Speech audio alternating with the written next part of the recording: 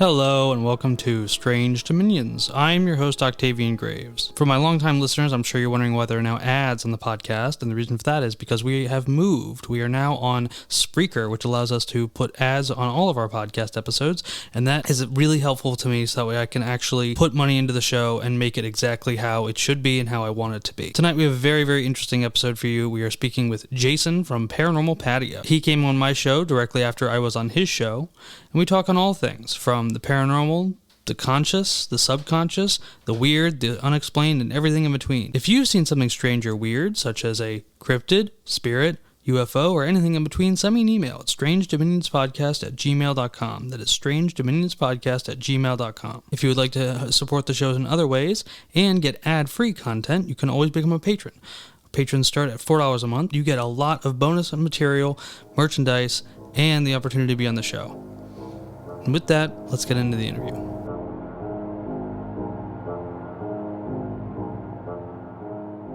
All right, so we are here with Jason Andrews of Paranormal Patio. How are you doing, Jason? I'm doing really good, man. I'm doing really good. How are you? I'm doing really, really good, and I'm very excited for tonight's talk. I'm very excited that I was on your show, which I just did a little bit ago, and it went great, and I'm excited for this one. Yeah, man. Yeah, absolutely. So, we'll start off with a pretty standard question. You've been into this for a while now, correct? Yeah. As far as paranormal, probably most of my life, and podcasting, my show has been going for almost 3 years. Awesome. And 3 months, but I'm sure I'll be right behind you. So, when it comes to the paranormal, where did that start for you? What was like your initiation into the paranormal world?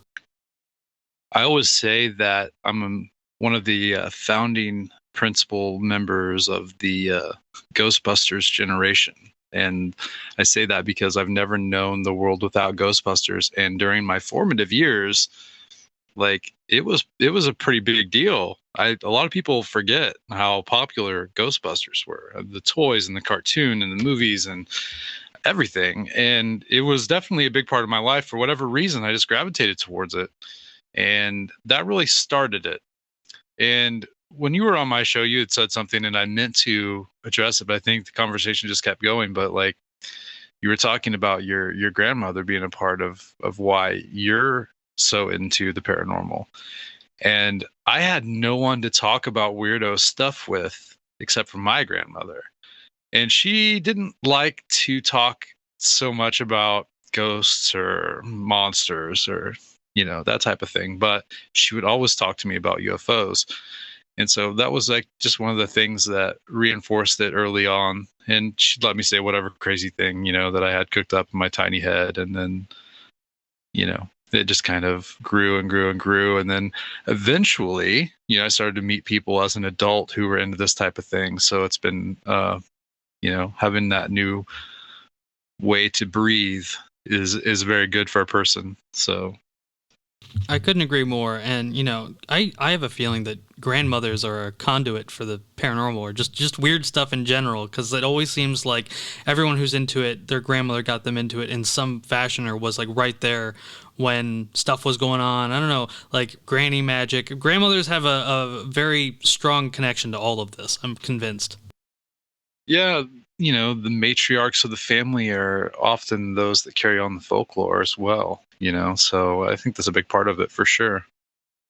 Absolutely. My grandmother used to tell me, just, and as I said on your show, she would like make up ghost stories just to tell me, just to get me into that frame of mind. She was always about making sure that I could see the broader picture of existence and kind of see the stuff that I couldn't see with my own eyes, if that makes sense, and still kind of make it believable and show the reality of it. Yeah, I like that. I like that about grandmas. So what made you decide to start a podcast about it? Yeah, so I've always been into the paranormal stuff, and my interest wasn't always at peak. It ebbed and flowed. And I would say that right now is probably the longest continuous stretch, and it's definitely the deepest waters I've ever been in.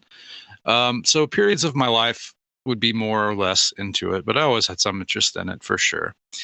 And I happened to have been in a low period where I wasn't really into it. I was kind of just going through life day to day and real world things, you know. And I had watched a series of documentaries on Amazon Prime. The Small Town Monsters, for whatever reason, had most of their library on Prime for like a month or something, and so I had seen some of them already, but there were a lot I hadn't seen, and so I blew through those, and I was like, man, I've seen them all now, and now I don't know what I want to watch. And I had kept seeing Hellier on there, and I'd look at it for a minute, and I mean, this is one of those really bad, cheesy, cheap Amazon Prime documentaries, and it has hell in it, so it's probably some super Christian based weirdo thing, and I don't have any interest in watching this. But when I had exhausted all of my other options, I was like, I'll give it a try, and maybe 5 minutes. If it's no good, I'll turn it off. I'll go to bed. The thing is I didn't sleep that night because I stayed up and I binge watched all of season 1 and a couple of episodes of season 2, and I was hooked, man. I was hooked by Hellier. So the further I got into season 2, they introduced Lonnie Scott, the hypnotist, and I see on the screen it says Mattoon, Illinois, and I was like, that's really weird. That's only like 45 minutes from my house. Like, I wonder if this guy lives in Mattoon. So I get on Facebook and I look him up, and sure enough, like, there he is. I'm like, wow, all right, this is weird. So I sent him a message. I was like, hey, I just watched you on Hellier. I thought it was really awesome. Whatever it was small talk. And he replied back, and it was just a really brief conversation. So weeks go by, maybe months. And well, it couldn't have been that long. It had to have just been weeks. He makes a post, and he's looking for someone to do some graphic design work for t-shirts for his store, because he also is a podcaster. And I was like, man, yeah, I'll do it. No problem. And so I did. And we spent a lot of time talking podcast stuff, a lot of time talking weirdo stuff, and definitely a lot of time talking, shirt designs, things like that. But one day he makes another post that says, this is right at the beginning of the pandemic. He says, if you have any sort of aspirations creatively, it looks like now is going to be a really good time to pursue those. And I thought to myself, I think I'd like to get back into podcasting. Before I did this show, Paranormal Patio, my friends and I did another show. It was really stupid and it didn't go anywhere, but it was fun. We had a lot of fun. And before that, I had actually worked as a DJ at a radio station for a couple of years. So I had that kind of background. Another friend and I did an internet radio show. I think we did 3 whole episodes. They were awful, but it was fun. And so I thought, man, I'd like to do a paranormal podcast. And I asked my friend John, I was like, hey, would you be up for coming over, Friday night, and let's record some conversation and see if we can turn it into something. He's like, yeah, I'll come over.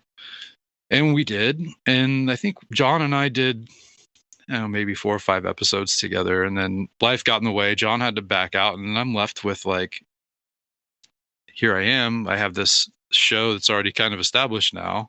I mean, it wasn't huge by any stretch of the imagination, but we had a lot of downloads and listens, and I was like, I want to keep it going. So then I changed the format of the show to what it is now most of the time, which is me bringing on a guest and talking with them. And that's where we are. And I'm right there with you with the Hellier fascination and the, Hellier kind of bringing in all these very strange synchronicities to spawn a creative event in one's life, because that's kind of how I started. But so you've been around for 3 years, and I'm very curious about what the podcasting, like doing a podcast, looked like 3 years ago compared to what it looks like now, and what the landscape was like back then. Well, I feel like the landscape's fairly consistently been as it was. a lot of shows have started and a lot of shows have stopped in 3 years. Some of them the same.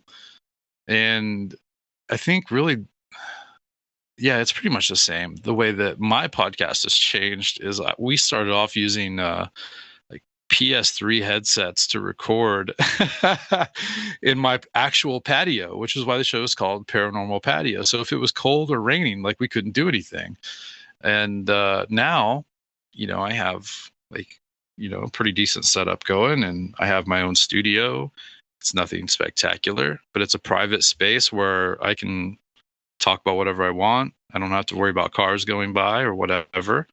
And I think the biggest change, at least for my show, has just been that like just keep doing it, and you make improvements, and you keep going. But the whole community, I don't really think it's changed in 3 years. I think you'd have to go back farther than that.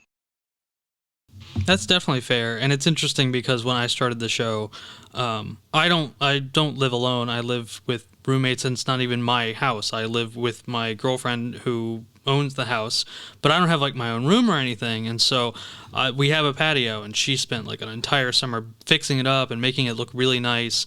And so my co-host and I were out there one day, and we were trying to figure out where we could do the podcast. And I was like, well, why don't we just do it out here? And I was like, okay, sounds good. And the first episode I did out here, or on the patio, it was good, but I had to go inside because it was so windy and there were so many cars going past that it was just not conducive to like a proper interview. So that didn't last very long. So I definitely feel that pain. Yeah, it's funny.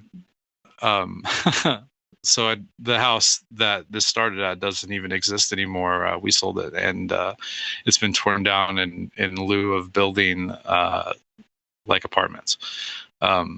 But it was within, I would say, 200 yards of train tracks, and so we would often have to stop and wait for the trains to go through in the middle of the night, and then start back up. And it's embarrassing to have to deal with issues like that when you're trying to make some sort of a professional podcast, and you have guests on, and you're like, oh, hold on a minute, there's a train coming, we'll have to wait, just give me 3 minutes here. Things that come up trying to record a podcast, not only like outside, but outside in a town or a city or whatever. There's just so much you can't control. And I don't know, I like to think it gave me a little bit of impromptu-ness to be able to shift and cover my ass. Yeah, I mean, it really helps with that. I mean, the episode that I put out last night, I was listening to it when I was editing it, and I was getting really frustrated because I kept hearing the jingle of a cat's collar, and I'm like looking around the room like, okay, I hear the collar, but I don't see a cat. It's in the podcast. It's in the audio of me talking, and there was no way to like cut it out. And so the background issues that come up when you're trying to be as professional as possible and talking to someone and not wasting their time is it's very frustrating, and it can, if you know how to adapt and maneuver around it, it's a very helpful tool. Sometimes it just can't be helped, though. Yeah, I hear you. Because even in my new studio, if it rains really hard, it definitely picks up. And actually, the next episode that will be coming out, we had to deal with that issue. Yeah.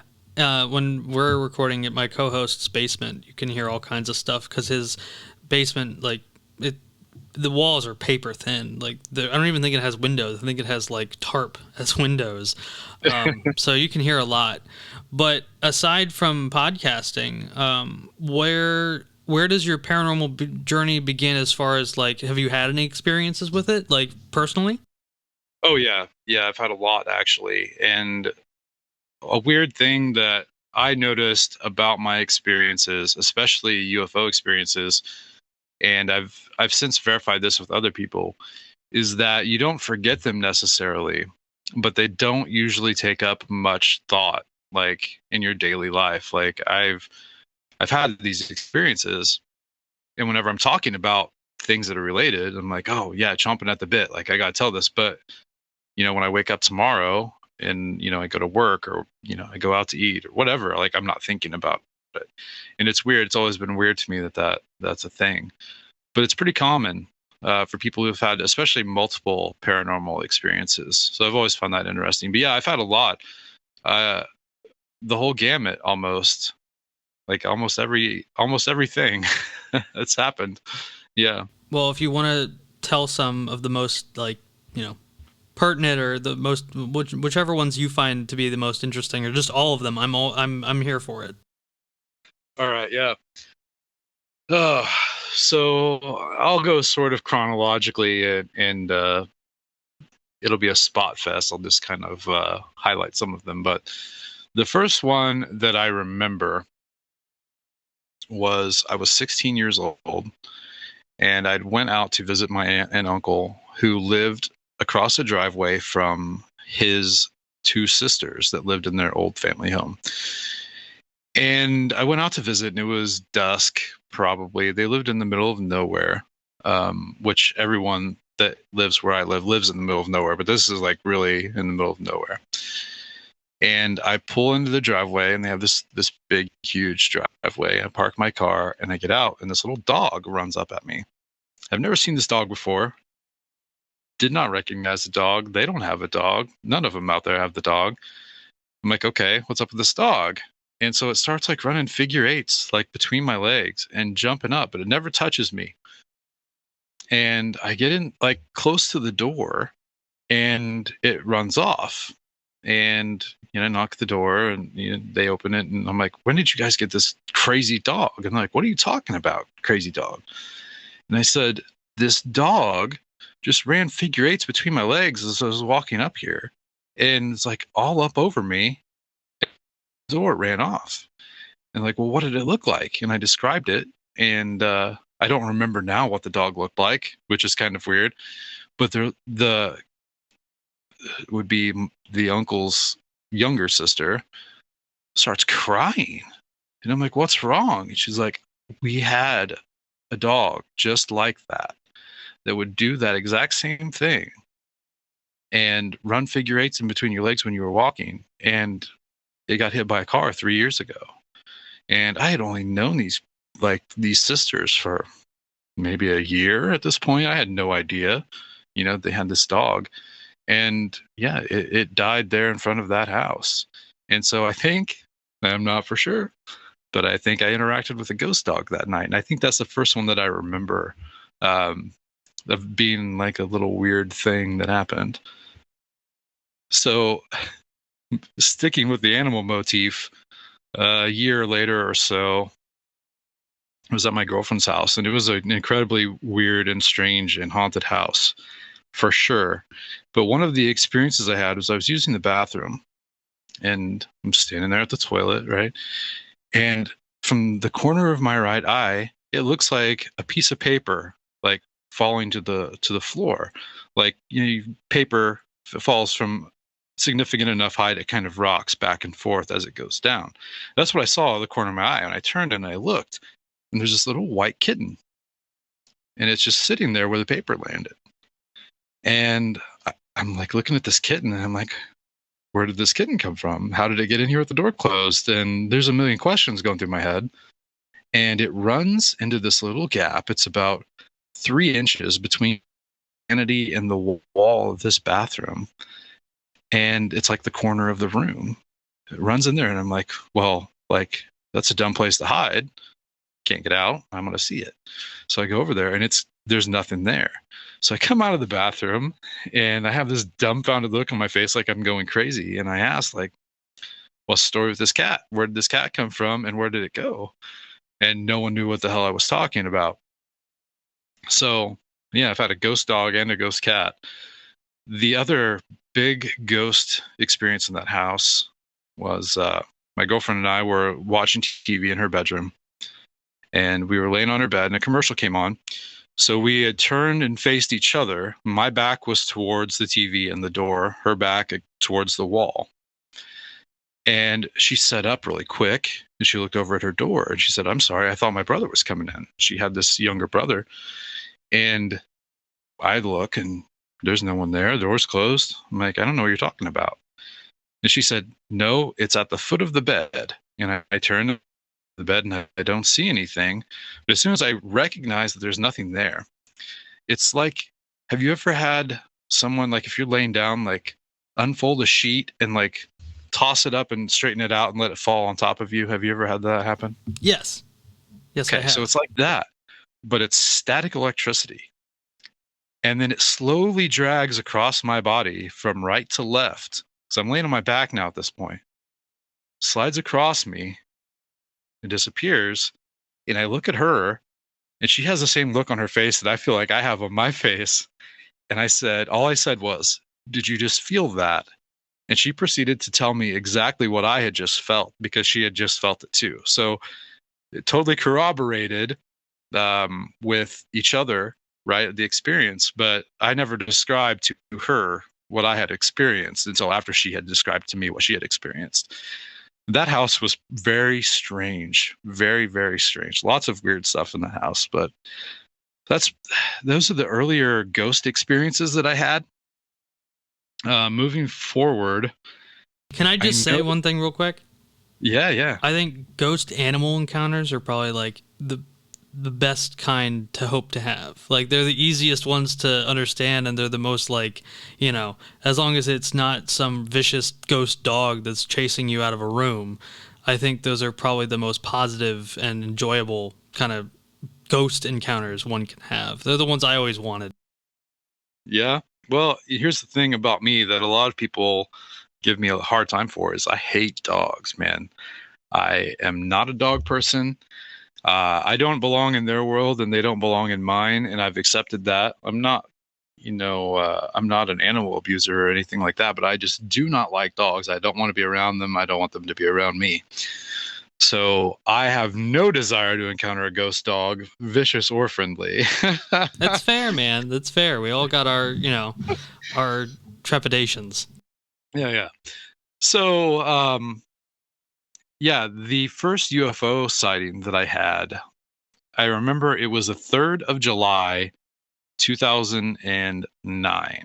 It's the only one I remember the exact date for off the top of my head, just because I remember the circumstances and why I was where I was. And I was driving between two towns here locally, county highway, and it's just dark, like just past dusk. It's officially dark. Like on my journey, probably it transitioned. All of a sudden, it's actually dark. And on the north side of the road, I would say probably 600, 700 yards back away from the road, there is a tree line that butts up against somebody's property, which is mostly pasture. And from the top of the trees in this tree line, going up at about a 45-degree angle, there is a yellow light that moves out approximately 75 feet. Then it blinks out. And then another 75 feet out, it's a red light. And then another 75 feet out, it's a white light. And then it's gone and it never comes back. So that was the first UFO that I saw. It was fast and confusing because I was also driving. And also it's around the 4th of July. So I'm like, is this just some crazy firework I've never, heard of or seen before in my life? I mean, I live in the Midwest. I know fireworks pretty well. It's kind of what we do, but it was something I had never seen. And of course, whenever I told people I was, oh, you saw a firework and, all this stuff, which I was afraid of. And that's why that one doesn't usually get brought up. The second UFO that I saw, however, was much more unexplainable. It was 3 years ago, I believe. It was dark. I was on my way to work, and just outside of town, coming into town, I see this red light above the road, probably half a mile away. This thing is massive. Like, it almost looks like the sun, like a sunset. It's huge. And I'm dead set on this thing, looking right at it. And I drive past my turn off for work because I want to see this thing closer. And the closer I get to it, it starts moving across the road. Instead of hovering above the road, it moves across the road. And by the time I get to it, it's like it was never even there. Like I could not see it. It was totally gone. And I don't remember seeing it leave my like field of vision. Just suddenly it was gone. And I actually got on, like, the town that I work in has a Facebook group. It's like they call it the Insider. It's where everybody gets on and gossips about everything. But when I doubled back, went back to work, sat in the parking lot. I got on there on my phone and I'm like, man, I just saw a UFO across Main Street. Like, did anybody else see this? And I described what it was that I saw. I might not have even used the words UFO. Like, did anybody see this giant red light crossing Main Street? And no one replied whatsoever. No one made fun of me. No one called me out. Like, no one saw it. And there were cars coming both directions the whole time. So that was really, really weird. Just this big, giant red light. The next big thing is actually several things, and it was back in August. If people listen to my show, they might have heard me talk about these, and probably all of them, actually, I would say. But there's this place that's really close to me. It's a cemetery. It's sort of become a focus area for my research just because of how weird it is. I'm not a ghost hunter. Ghosts are my least favorite of the paranormal topics to research and investigate. But the cemetery is known for having a Bigfoot in the area that is referenced in the only documentation I can find online about the cemetery as the she-ape. And there are several stories of people encountering free-floating balls of light in the cemetery. Also, typical ghost activity. So a friend turned me on this place that I lived 20 minutes from and I didn't even know existed. And we decided to go out there and just see what was going on. And we got out there in the late evening. There was still some sunlight, and we did some things, and we waited for it to get dark. We heard these big crashes coming from the woods. So the cemetery is about maybe a mile away from the river, and there's just forest in between. It's like a ravine, and it goes down through the forest into the river. We hear these big crashes, and they are massive. It's almost like a tree falling, but not quite. And the friend that I'm with had a Bigfoot encounter, and he turned white as a sheet. His eyes were enormous, and I could tell like he was stressing a bit because of his past with these noises, and he knows what comes after them sometimes. And so we're standing there just waiting for more to happen. And then we hear this heavy breathing coming from another direction, coming from the west at the tree line. And we didn't see anything there, but we could hear this deep breathing. So he's really freaking out. And I'll be honest, I was a little bit freaked out because we couldn't see it, but we could hear it. And I'm like, let's just try and settle our minds a little bit and chill out. And, we're in the cemetery. It has some Civil War graves. Why don't we play a Civil War song on my phone, right? And see if there's any response to it. And little did I know what I was getting myself into here, because we play this song and we wait and we see what looks like somebody with a flashlight down by the road going towards my car. And I said, man, Keith, like the song is still playing. I'm like, Keith, there's somebody going towards my car. So we walk down that way, and this light looks like a cheap, like dollar flashlight, like that old incandescent yellow light. And it's just moving past the tree line, going towards my car. And we get within 50 feet of my car, and it's gone, and there's no one around. We're shining our flashlights around. There's no one on this road, and this cemetery really is isolated. There's not a house for miles. No other cars. I don't think it was a person. So the song is still playing, and we go back to where we were on the far end of the cemetery. And we look up, and we're like looking at the sky. It's a really clear night, really pretty night.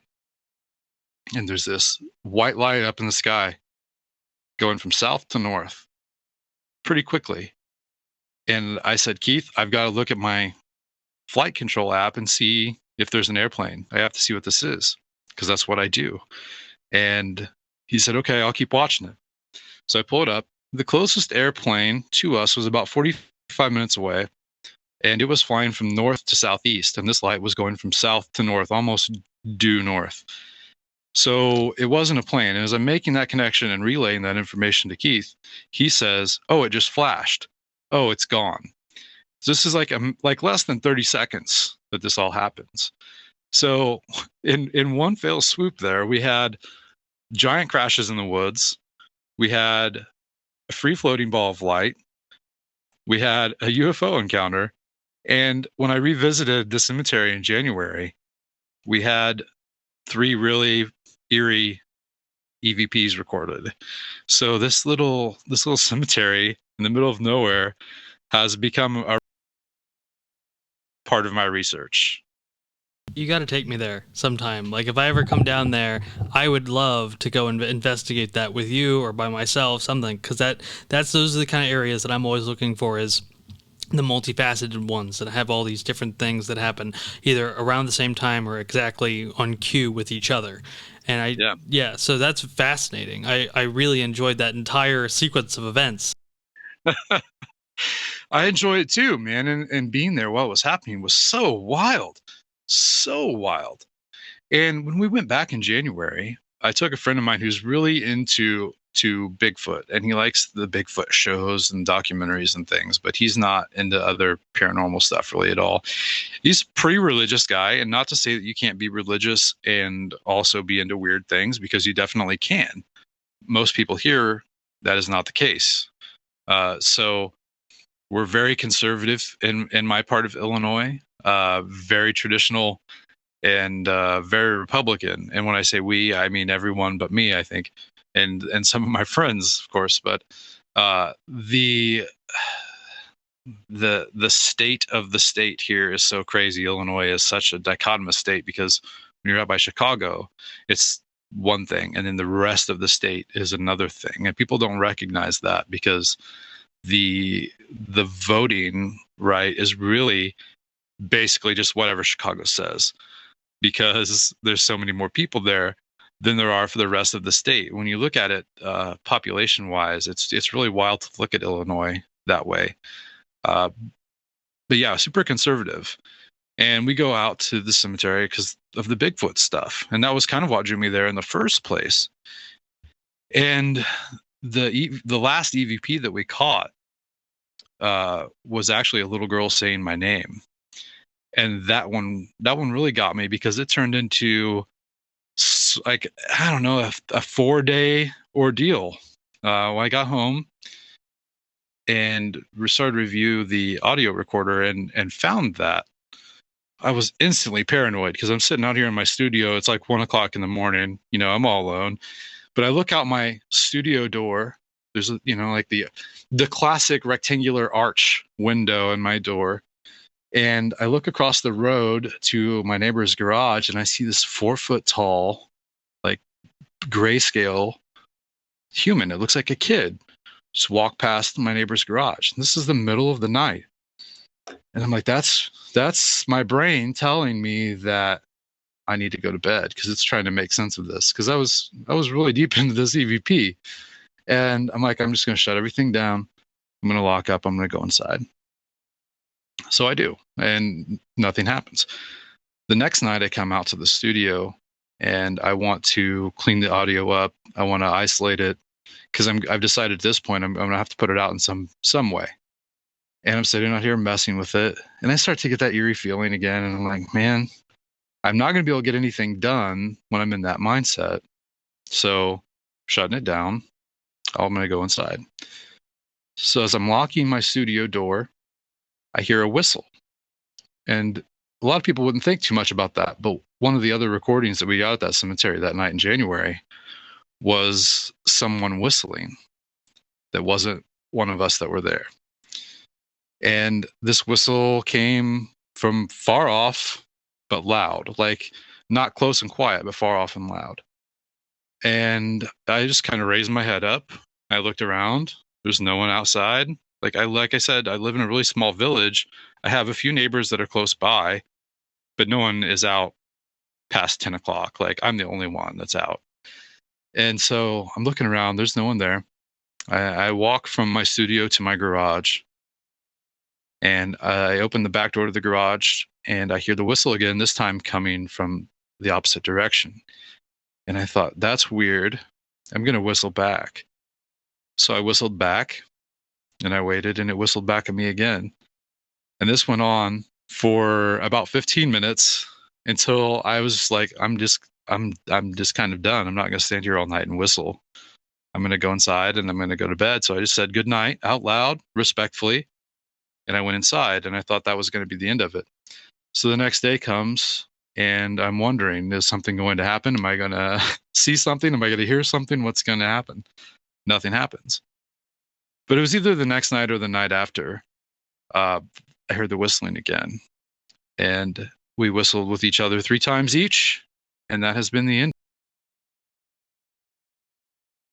That is both incredibly creepy and also extremely fascinating, because one of the things that I've been really interested in is when you start interacting voluntarily with these phenomena, how does it affect the nature of them?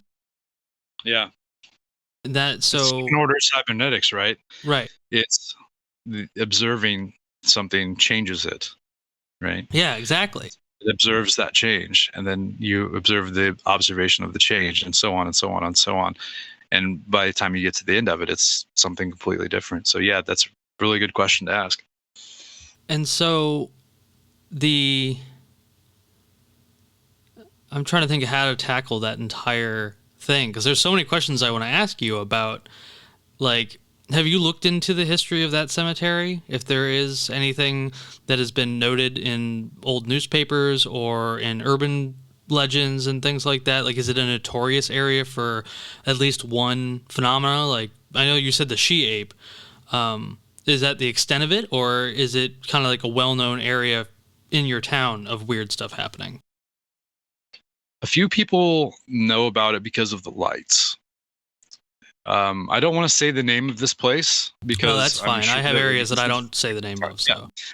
So it would be, if the place were called Springwood, which it's not, people will sometimes talk about the Springwood lights, and that's what they mean. And they've heard someone, or they've seen themselves, these balls of light. But I had not heard of that. I've lived in this area my entire life.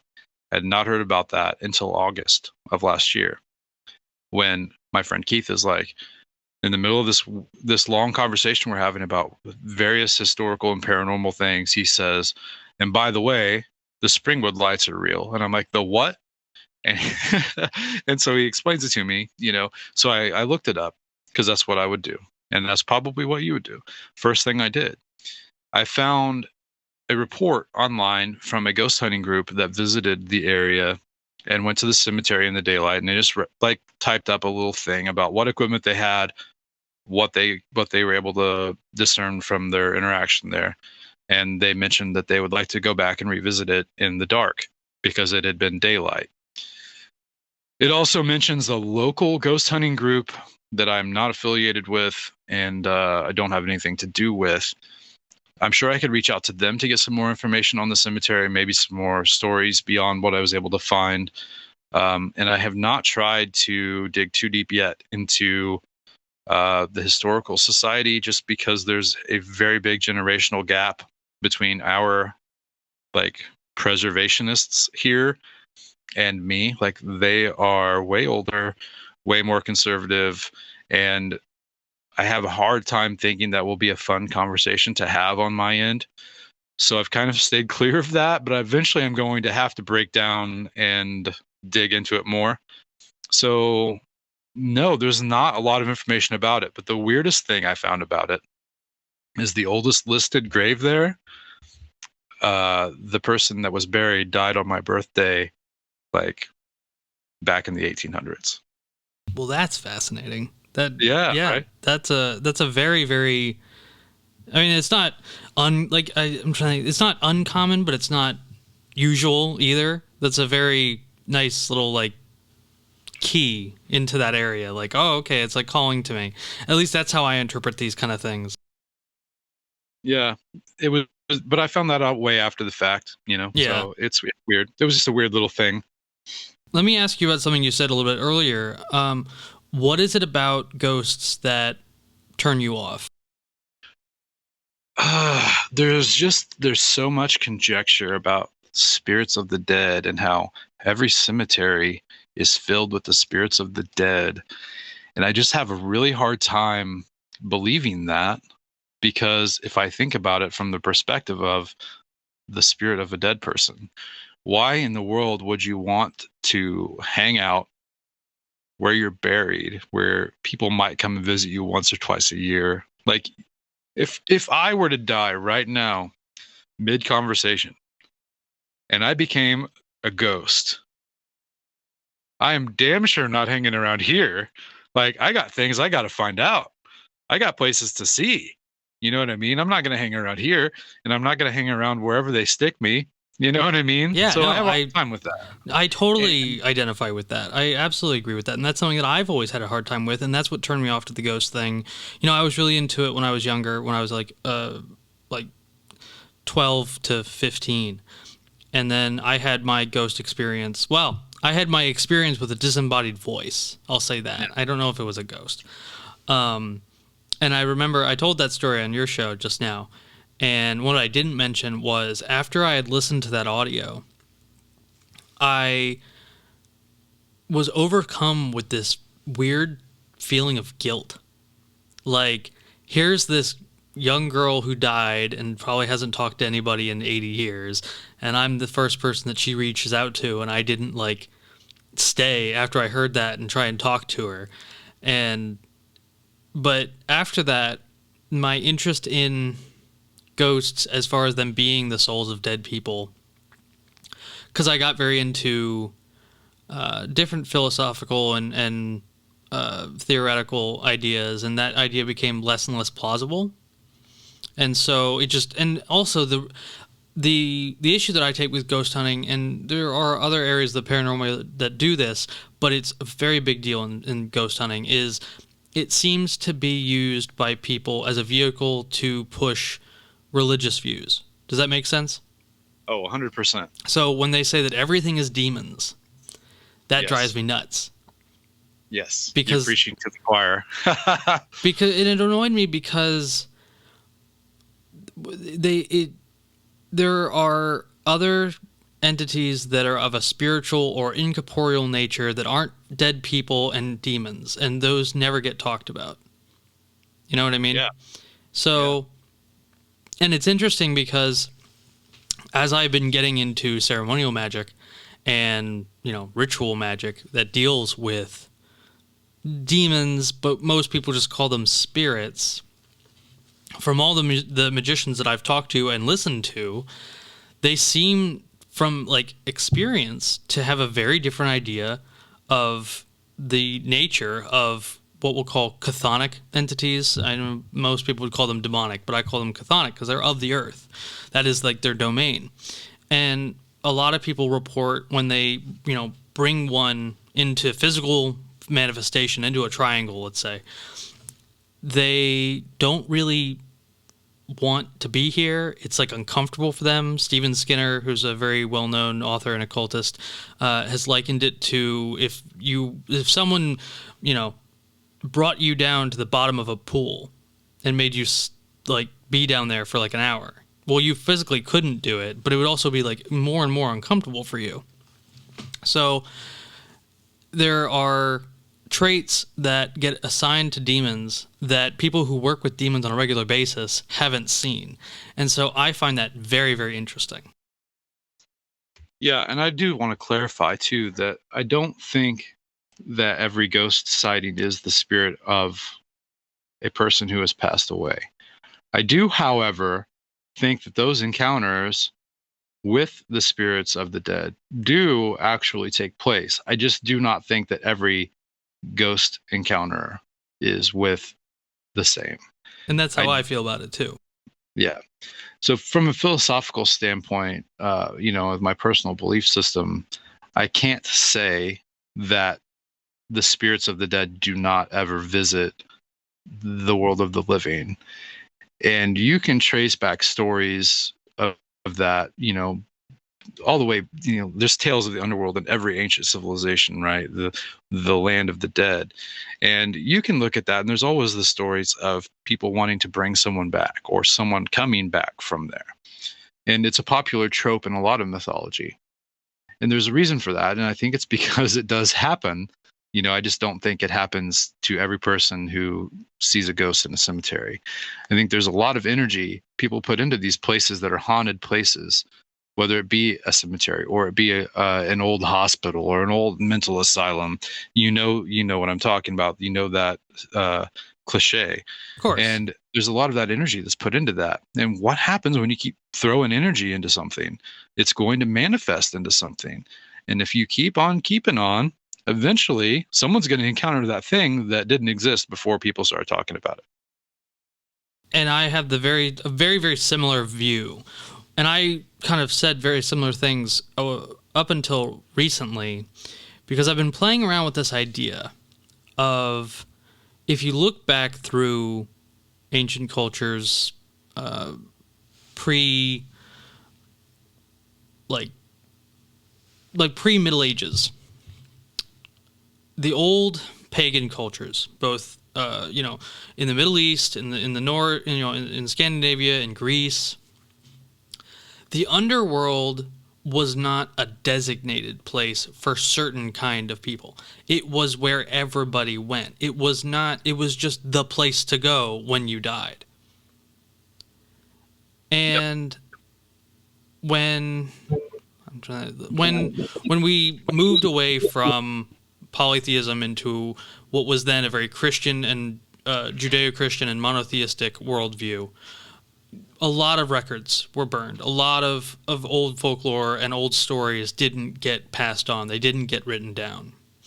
So if you take the animist view and say that we are constantly surrounded by spirits of all natures, types, and species, but we have no recorded sightings or stories or theories about what they were, their names, their nature, their origin, things like that, you have all these nameless spirits just kind of wandering around.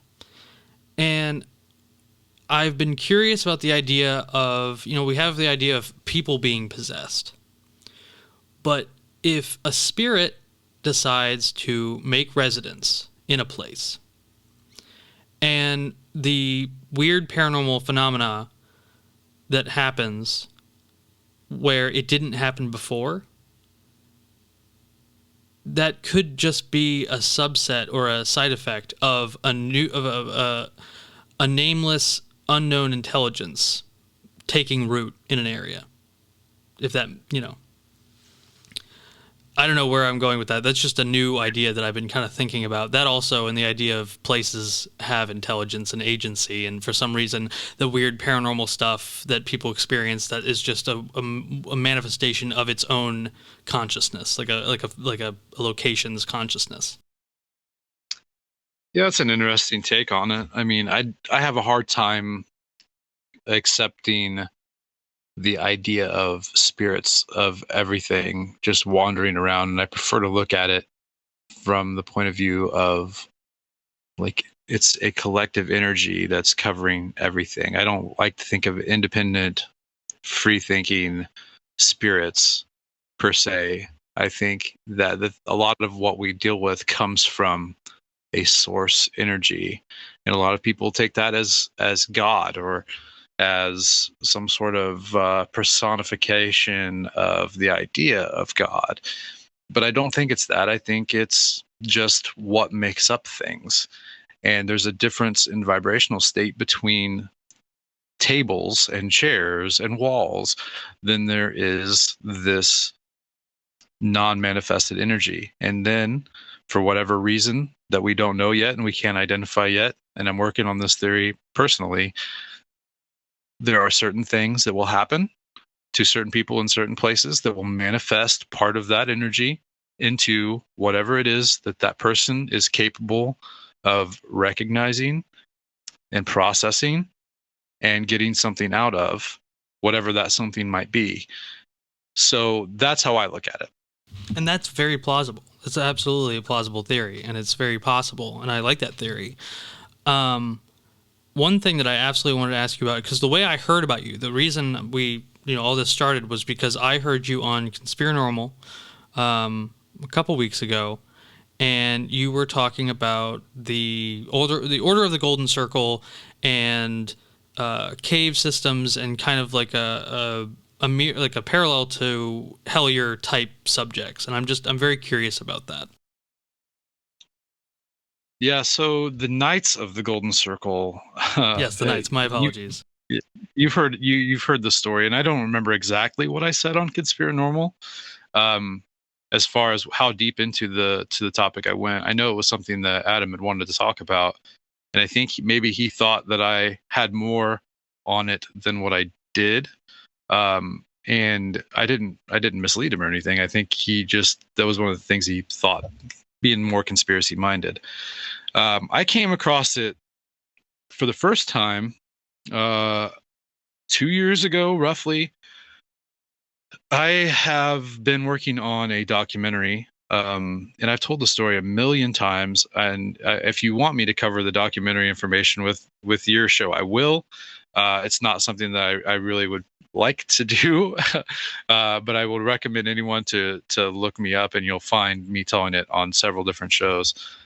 Just give me the links to it, and I can put it in the description. If Sure. you don't, yeah, that's fine. So during the research phase of this, I'm contacted by someone on my website who had heard an early episode of my show where I had talked about this big synchronicity storm that sent me down this research and documentary path that I'm on. And he says, "Hey, I'm living in this area of Kentucky where you're talking about. I've lived here my whole life. When I was a kid, I was taken to these stone steps by my grandpa and his friend, and these steps were natural steps. They went down this ravine and went to a wall, and this wall had carvings and pictographs on it. And that was really all it said, and it had his name. And I looked all over for this guy. I couldn't find him for whatever reason. A few months later, I'm on Facebook, and I'm like, man, I'm going to look again for this guy because I really want to talk to him now, because this is, very in line with what I'm looking for. And so for whatever reason, yeah, I pull the name back up, and I search on Facebook, and I find him. So I reach out to him. I'm like, hey, this is a long shot. I've been looking for someone by this name for a long time. Did you send me this message? And I pasted the message. And he said, yeah, that was me. And so we talked for about an hour and a half, 2 hours on Facebook Messenger. Excuse me. And the last thing he says was, be careful when you're poking around down here. And I jokingly said, oh, yeah, because of the snakes. And he said, no. Well, yes, but also I found this lapel pin a few months ago, and I posted on Facebook asking if anyone knew anything about it because I didn't recognize it, and it's really old. And a few days later, these guys showed up at my house, and they told me not to talk about what I didn't understand, and explained that it was a lapel pin for members of Knights of the Golden Circle, and they're still around, and they are terrifying, and just be careful. This is the first time I'd ever heard of the Knights of the Golden Circle. I'm not a historian. I'm not a history buff. It's not really my thing, outside of the history of what I'm researching is pertinent to what I'm researching. So I started digging into the Knights of the Golden Circle a little bit, and I learned that it's this, just before the Civil War, there's this group that's like an offshoot of the Copperheads that wants to create a slave nation from like St. Louis, Missouri, south all the way into South America. There's several notable people that are members of this organization, and they would go around and they'd collect all this gold, and they'd bury these stashes across the entire south of the United States. And when the Civil War broke out and the Confederacy lost, everybody assumed the Knights of the Golden Circle dissipated. But what this guy is telling me is that they're still around. So weird enough, but a friend of mine was recently engaged. Well, I say recently, like last year, and they were in Shawnee Forest in southern Illinois whenever the guy proposed to her, and she put pictures up because there were a bunch of people there, and they took pictures, and she tagged the location as Knights of the Golden Circle, Shawnee Forest, and I was like, what in the hell? 'Cause I love the Shawnee Forest. It's my favorite place in the world. I go there all the time. And I've never, well, one, I didn't know what the Knights of the Golden Circle was until, however long ago. And two, I'd never heard of this place being in the Shawnee Forest. So I looked that up. And it turns out it's this old Knights of the Golden Circle meeting place that they used pre-Civil War. And I decided, well, I'm going to go there. So in September, when I went down to Nashville for the Strange Realities Conference, I'm going to stop in there and I'm going to look at it and see what's up.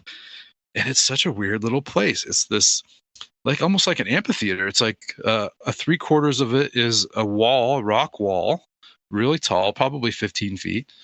In front of it is this stone arch, like a natural archway. And I'm a big guy. I'm 6'4". I had to duck down to go through it. And then you go in and it's all opened up. And then there's like another little side path.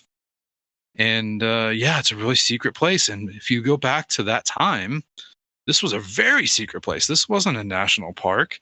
This was the woods. And there's no one living there. There's no roads. There's no trails like there are now. This was a secret place, and definitely believe people could have been meeting there, and it was really cool. So I spent a lot of time talking with the guys from Pennyroyal in Somerset, Kentucky.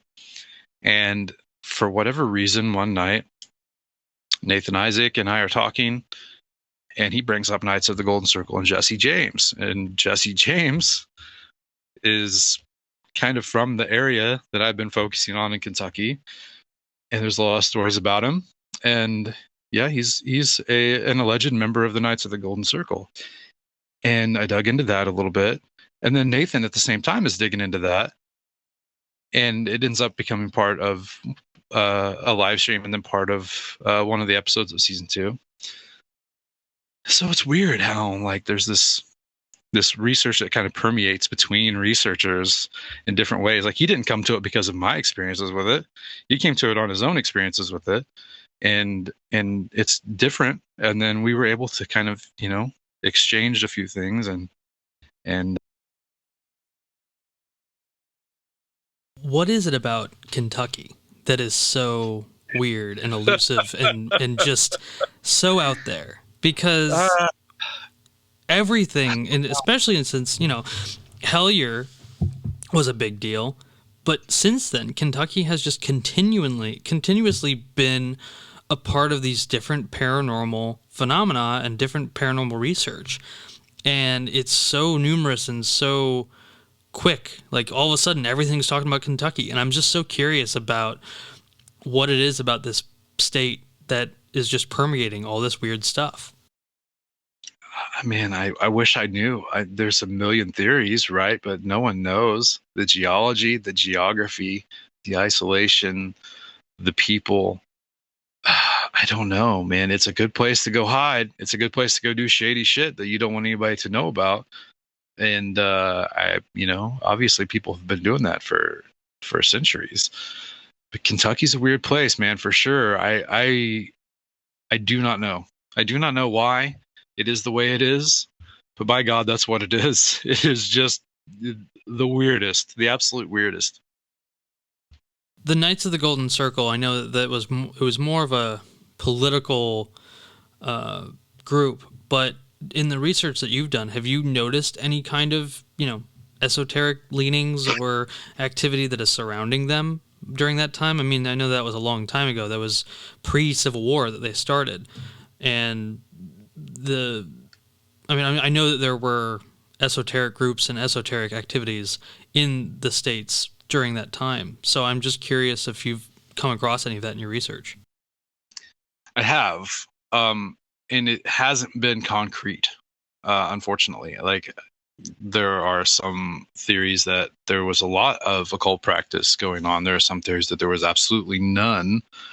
But I'm of the mindset that you don't make plans to take over half of an established country without having some semblance of forethought into the magical side of it and the sorcery behind it. You definitely you look at a lot of things, and I don't want to get political. You look at a lot of things in politics, modern and historical, and there are significant implications that magic has been used either for or against those in power for, centuries. Absolutely. I mean, there is a very strange like lineage between, we'll just say, extreme political ideology and the occult. There have been multiple instances of those two things going hand in hand. And so it wouldn't surprise me at all if they had some dealings with whatever was the occult back then. I think the majority of the people that were wrapped up in this movement, no, absolutely not. You're talking about people from the South, and I don't want to get stereotypical, but these weren't professors and doctors that were in on this. This was farmers. These were blue-collared guys. This wasn't something in their wheelhouse. Magic? No way. You know what I mean? Like, the only thing I need the moon and the sun for is to know what season it is so I can plant these crops. And these were, I don't want to be condescending. Again, I have a bad habit of feeling like I'm being an asshole. No, I don't think so. These aren't the type of people that are doing ceremonial magic. Catch my drift. But they are in an area where granny magic is very much a thing, and certain folk traditions, while they may not have been called magical at the time, have tendrils of magical activity, even if it doesn't look the way we would imagine it would. You see what I'm saying? 100%. So in that respect, I'm curious about that. And the task you gave me of looking at their meeting places in certain states and then cross-referencing it with a map of paranormal, specifically cryptid and UFO activity. Yes. I'm very excited to dig into that. I'm excited for you to dig into it too, because I think we're going to uncover something. Absolutely. And I think this is all about crossing paths and then kind of getting on the same path and strengthening that lineage, that research. So I'm very excited about it. There is, lodges and occult orders. I have a mixed opinion about it because it does have a long, long history. Mm-hmm. I don't know how much you know about, like, the Golden Dawn, like the Hermetic Order of the Golden Dawn that was started by Mathers in the late 1800s. I couldn't sit down and teach about it, but I'm moderately conversational. So one of the issues with that entire thing was that a lot of what they were practicing was kind of a hodgepodge of very badly sourced information. But it was a hodgepodge of poorly sourced information delivered in a way that no one was the wiser. Yes, absolutely. And so they had the reputation and they had the aura of a real esoteric order. I don't know how I feel about lodge magic. I have an interest in it, and I always kind of dreamed about joining a magical order or a lodge. The only ones that are around me are the William Blake Lodge, which is a Thelemic lodge, and I've gone to a couple of their meetups, and they're very cool people. I wouldn't really consider myself to be a Thelemite. I find Crowley to be an interesting figure, and when I was younger, I definitely gravitated towards his aura and his activities and his attitude because as a teenager, that's really cool. That's really rebellious and dangerous, and you want to be like that. And then the more you learn, don't research your heroes because you realize that not only was he not a very good person, but as a magician, he never finished. There were a lot of rituals that he never finished, that he never completed. And so he built up the image of him being this grand master magician, but in reality, he wasn't really much of that. He had the image, and that has propelled magic forward. I think that will always be, he will always be the poster child for magic and the occult, and that's a good thing because it gets people into it. But I'm very wary of people who say that he was A, a prophet, and B, this master magician. When you read into what he was doing and what he tried to do but really couldn't, the image quickly falls apart. I will largely agree with you, and I will say in the realm of magical orders and lodges that I don't feel they're necessary, and I don't feel that you need to be in a group to perform magic. I don't feel that you need to perform ceremonies to perform magic. I don't feel that you need to do rituals to perform magic. I don't feel that this semblance of order makes any sense when what you're talking about is grabbing a piece of disorder and materializing it. I have a very hard time when someone says, well, the only real magic is this magic, and the only real magic is that magic, and all that other magic is complete bullshit. It's all bullshit. I feel the same way about religions. They are there as crutches for those who need them to walk further down the road. And there's nothing wrong with that. If you need that in your life, I'm happy that you have it. It is not necessary to walk with a crutch if you don't need a crutch. And the thing with magic being different than the literal crutch and literally walking is that you don't have to do anything. You don't have to live a magical life to live, but you do have to live a magical life to live a magical life. And that's kind of weird and corny to say, but no, but you're right. You're absolutely right. And I think that there are some people who, in order for them to really comprehend something, that kind of order and organization and structure is important and is helpful to them. I don't think it's necessary at all. It exists as a way to trick your subconscious into confusion. These elaborate rituals and elaborate ceremonies, to where your subconscious doesn't know what the hell is going on here, and it puts you in a state where you're able to just, access that energy and that interaction. But you can do that without. You don't need all of the fancy bells and whistles. It's just a matter of getting yourself to that point. And some people do need the help, but those people that really need the help probably aren't going to do anything anyway, I feel like. And I can totally jive with that. But talking about magic, do you feel like, have you ever practiced? Have you ever done any kind of magical work? Yes. Can you talk about it, or is that more of a private thing? I like to keep it mostly private. Okay.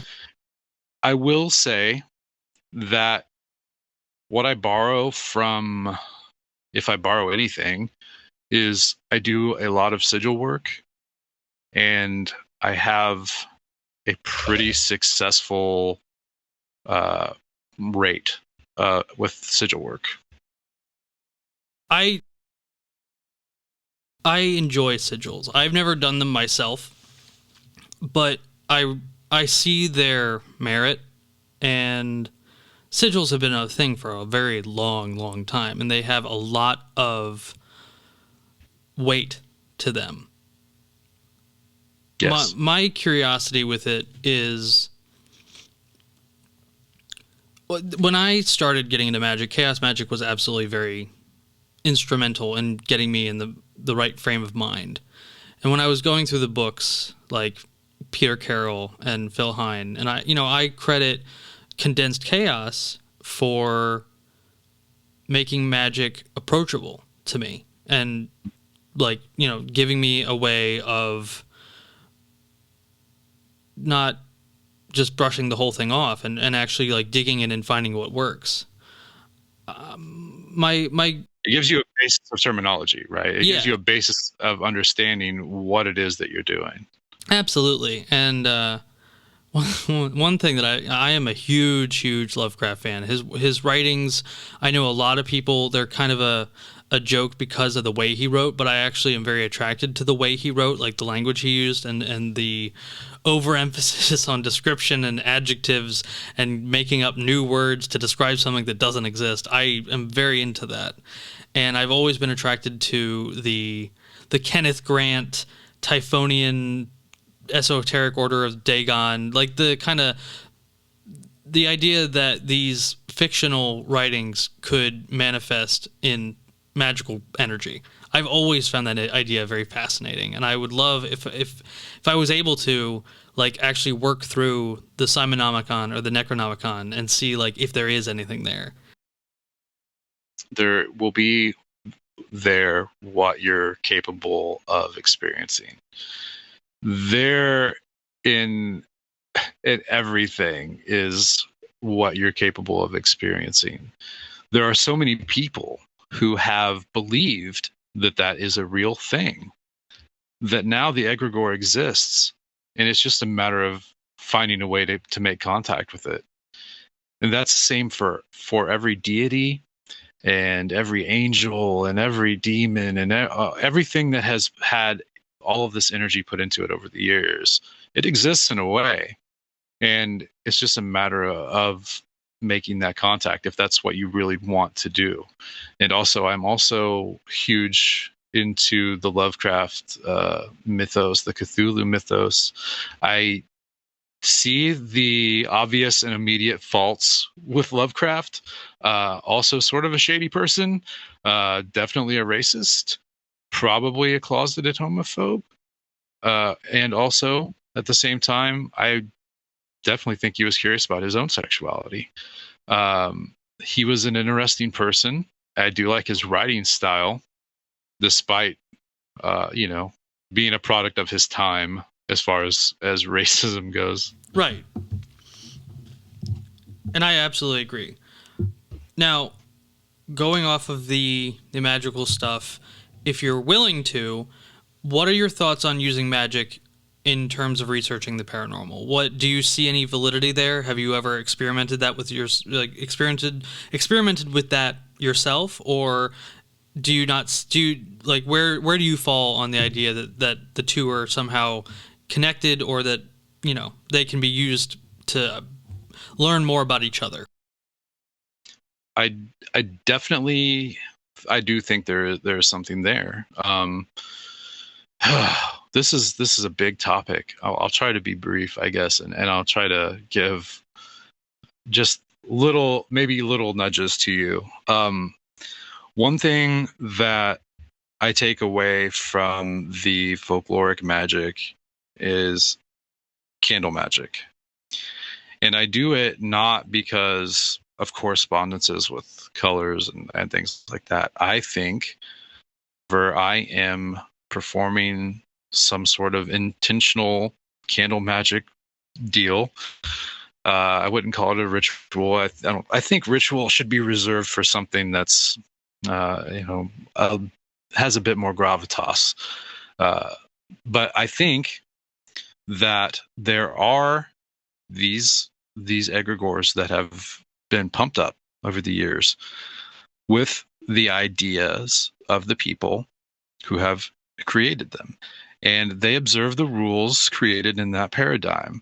And the rules of candle magic being a way to contact the spirit world, to manifest different things. Those things exist because the other things within that realm exist. So it's useful in that way.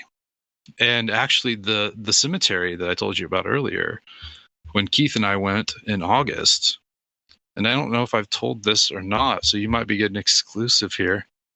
We did some candle magic in a this is ridiculous, but I'm going to say it, in a fairy ring that also existed at the cemetery. When we got there, the light was still out, like I mentioned. And at the back of the cemetery is this ring of black fungus. And it's about 6 foot around, almost a perfect circle. And I thought, man, this is just perfect. So, I did a little candle magic thing there. And, we experienced a lot. Would we have experienced that without? I don't know. I didn't do it in January when there was a foot of snow there, and I went back the second time, and we still captured, EVPs. But that could just be because there's also something there that likes to talk to audio recorders. It could just be a coincidence. It's such a weird place. So who knows? But yeah, there are definitely reasons to do tasks that are magically related to the thing that you're trying to accomplish, because those roads have already been built by other people who really, really, really believed that it was true. So, for example, look at the rituals of the Catholic Church and masses, right?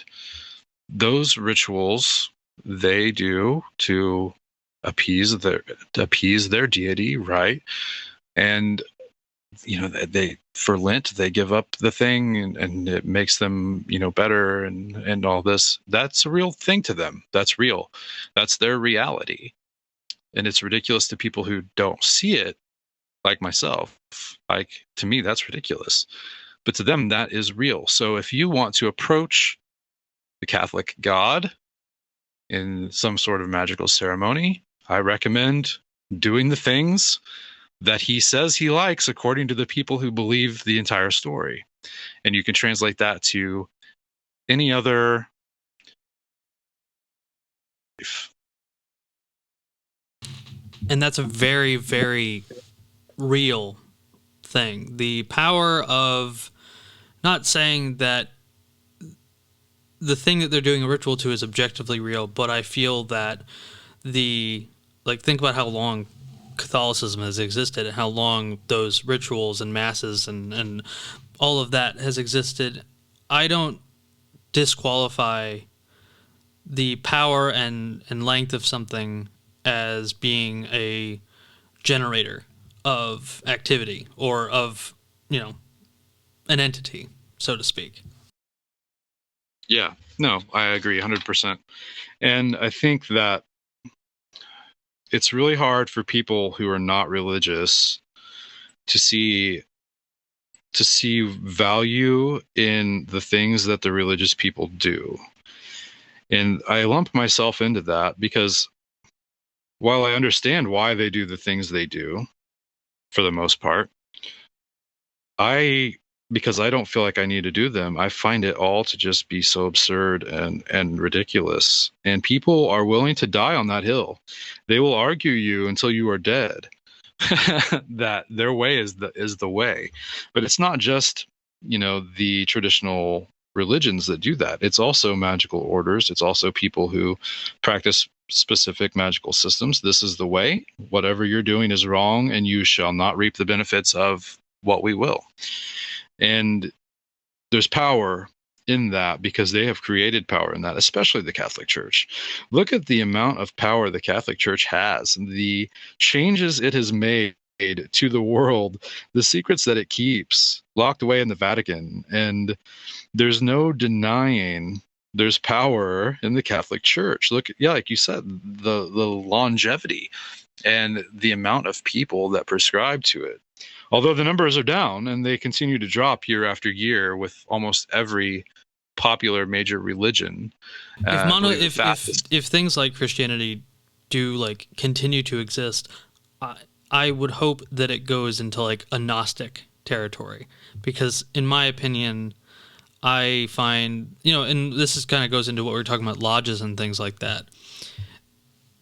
Spirituality only becomes confined, I believe, when it gets structured, like the church, yes, or the synagogue or the mosque, or any of these kinds of organizational spiritual outlets. I don't feel that Yes. if the celestial does exist, I just don't feel like it wants to be in uh behind four walls. I feel like it wants to be venerated in the world it created, if that makes sense. Yep. Yeah, it does. I don't believe in an intelligent source of life myself. I don't believe in a personified God myself. And there are multiple reasons that I could sit here and tell you, but they will change every day, so I will spare you of them. But there definitely, whenever there is structure, there is a tiered system of power, and humans love having power. And they will do whatever they can and whatever they have to get that power. If it's not you, it'll be the next guy that will.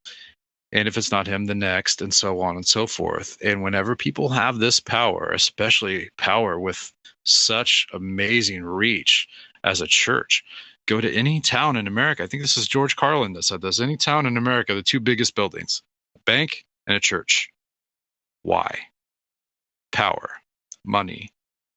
And that desire takes anything good and sours it, man. It sours it all. I couldn't agree more. Now, going back to your experiences with everything that we've talked about, in your mind, do you feel that the things you've experienced are objectively external to you or the people you are around, or do you feel that they come from you or that they are intimately related to you on like a subconscious level, or a mixture of the both? If you would have asked me this question 6 months ago, I would have 100% said it's external. It's independent of my consciousness. In the last 6 months, and this is exclusive. No one publicly has heard this. I have been dealing with a lot of mental health problems, depression, anxiety, and I have found that a lot of the things I thought were personality traits and quirks that I had are actually anxiety symptoms. And so I've been coping with this and other more personal problems. The change that I see now is that I'm less sure of everything than I ever have been because of how like fundamental I thought my personality traits are, and they're not personality traits. I have anxiety issues that I need to learn to deal with better. Um, for a very long time, I have felt that the other people that exist around me are very much like NPCs in a role playing game.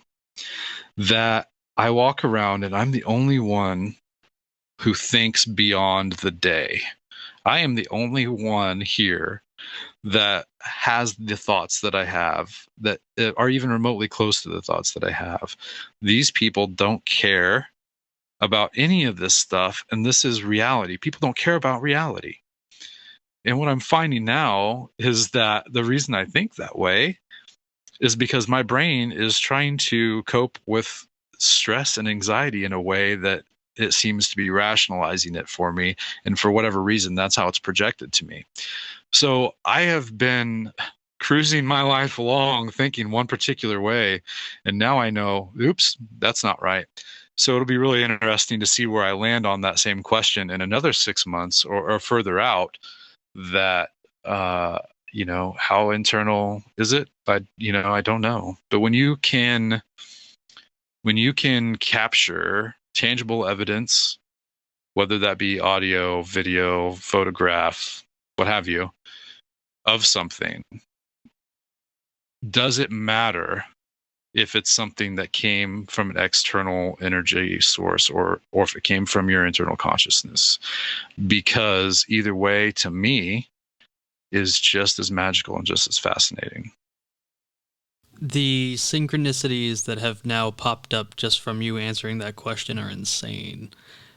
Because I've been dealing with the same thing, and a little bit longer. Since I turned 25, my entire reality has crumbled around me like multiple times at this point.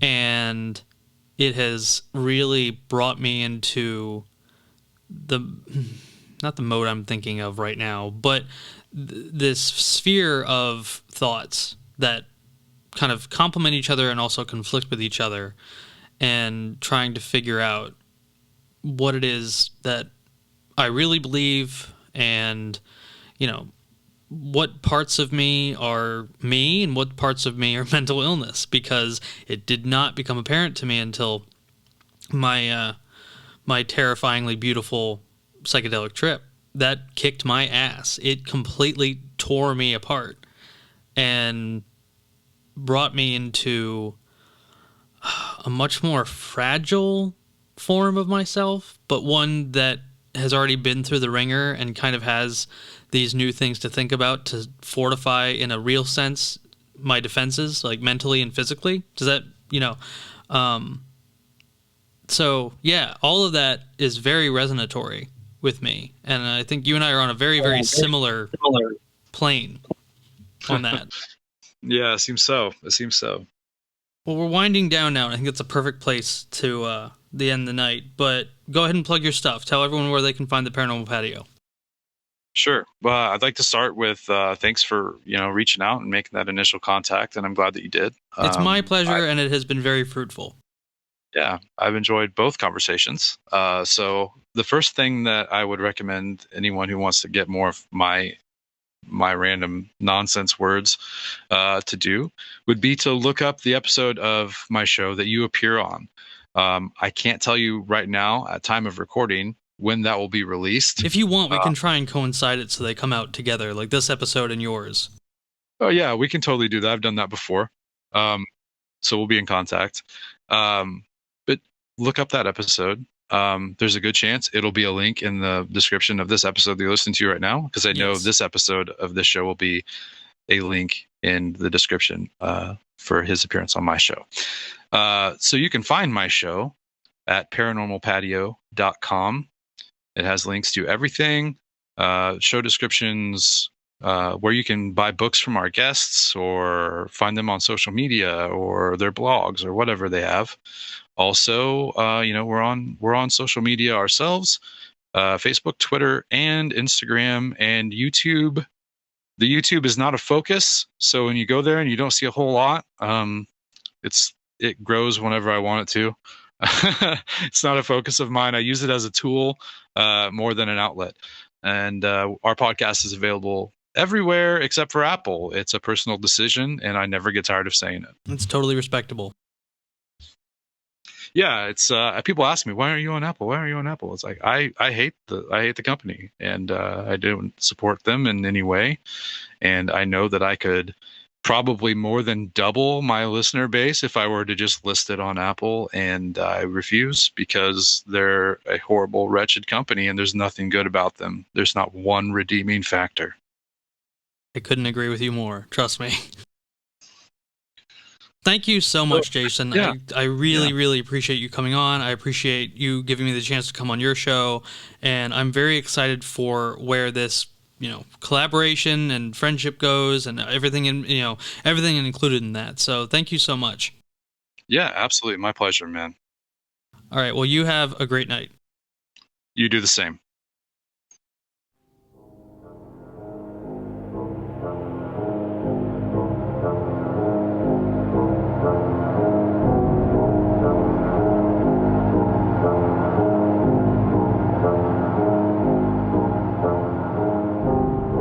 And that was my interview with Jason from Paranormal Patio. I really enjoyed talking to him, and I'm very excited to have him back on the show. I think we're going to do a lot of work together on his show as well, and I'm just very pleased with how that all came out. Jason's a really good guy and an excellent podcaster, so I highly encourage everyone to go check out his show. And ladies and gentlemen, that is it for tonight, but we will be back again next week on our regular time on Monday. All right, have a great night, everybody.